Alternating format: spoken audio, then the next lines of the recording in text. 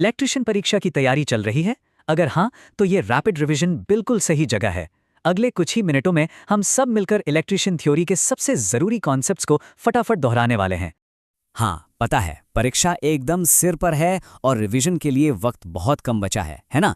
लेकिन फिक्र करने की कोई ज़रूरत नहीं है। हमारा मकसद क्या है? बस 5 मिनट के अंदर अंदर 50 सबसे ज़रूरी सवाल जवाब को कवर करना। ये फाइनल तैयारी के लिए समझिए एक बूस्टर डोज जैसा है। तो ठीक है, शुरू करते हैं। हम सबसे पहले बिजली के मूल सिद्धांतों को देखेंगे, फिर धारा के रास्ते, एसी डीसी करंट, पावर और उसका इस्तेमाल, सर्किट और सेफ्टी, और आखिर में कुछ ज़रूरी कंपोनेंट्स को समझेंगे। चलिए, सबसे पहले और सबसे जरूरी सेक्शन से शुरू करते हैं, बिजली के मूल सिद्धांत। अरे भाई, सारी कहानी तो यहीं से शुरू होती है। तो सबसे पहली चीज, इलेक्ट्रिक करंट यानी विद्युत धारा। ये कुछ नहीं, बस चार्ज का बहना है, जिसे हम आवेश का प्रवाह कहते हैं, और इसकी एसआई यूनिट एम्पियर। बिल्कुल सीधा साधा।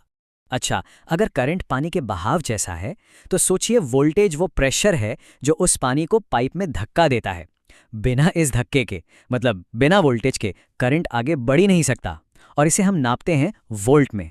और देखिए, जहां बहाव है वहां कोई ना कोई रुकावट तो होगी ही। यही रुकावट है रेजिस्टेंस, या कहिए प्रतिरोध।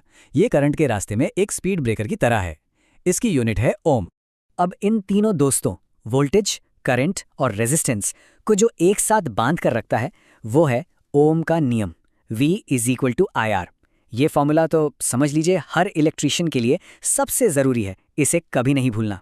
तो अब हमें ये तो पता चल गया कि करंट क्या है और उसे कौन चलाता है। अब जरा ये देखते हैं कि ये करंट किन रास्तों से होके गुजरता है। देखिए, करंट को बहने के लिए एक हाईवे चाहिए, वो है कंडक्टर, जैसे कि तांबा। और जो इसे रोकने के लिए दीवार खड़ी कर दे, वो है इंसुलेटर, जैसे रबर। एक रास्ता देता है, दूसरा रास्ता बंद कर देता है। और फिर इन दोनों के बीच में एक बहुत ही मजेदार चीज आती है, सेमीकंडक्टर। ये कह सकते हैं एक आंशिक चालक है, मतलब ये अपनी मर्जी का मालिक है। कभी कंडक्टर बन जाता है तो कभी इंसुलेटर। और आज के जितने भी इलेक्ट्रॉनिक गैजेट्स हैं ना, वो सब इसी के दम पर चल रहे हैं।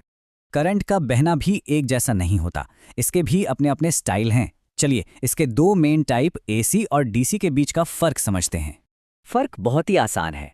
डायरेक्ट करंट मतलब डीसी बिल्कुल सीधा साधा है, एक ही दिशा में चलता है, जैसे हमारी बैटरी का करंट। वहीं ऑल्टरनेटिंग करंट यानी एसी बड़ा चंचल है, ये अपनी दिशा लगातार आगे पीछे बदलता रहता है। और हाँ, एक बात याद रखने वाली है, हमारे घरों में जो एसी सप्लाई आती है ना, भारत में उसकी फ्रीक्वेंसी 50 हर्ट्ज होती है। इसका मतलब क्या हुआ?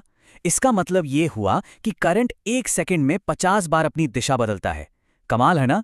ठीक है, करंट की कहानी तो समझ आ गई। अब बात करते हैं असली ताकत की, यानी पावर की। देखते हैं इसे नापते कैसे हैं और ये काम कैसे आती है।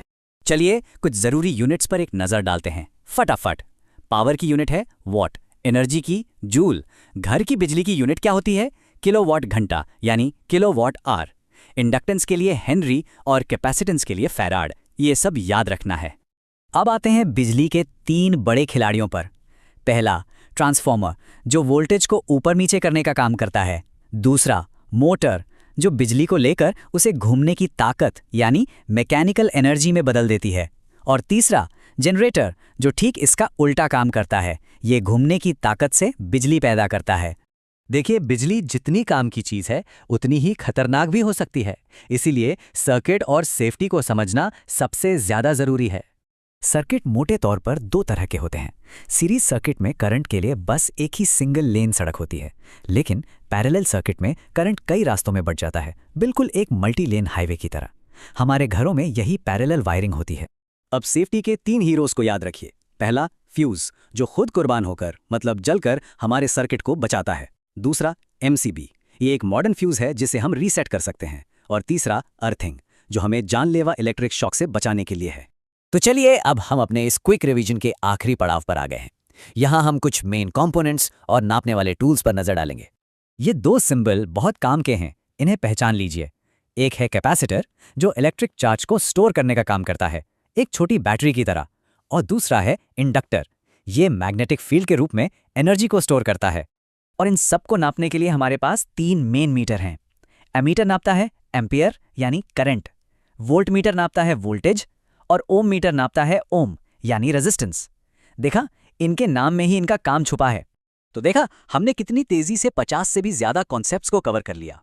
लेकिन जाने से पहले एक सवाल, इन सारी थ्योरी, सारे नियमों और सारे फॉर्मूलों में से एक इलेक्ट्रिशियन के लिए सुरक्षा का सबसे जरूरी, सबसे पहला नियम क्या होना चाहिए? इस पर जरूर सोचिएगा, क्योंकि ये सिर्फ एक सवाल नहीं बल्कि हर दिन की जिम्मेदारी है।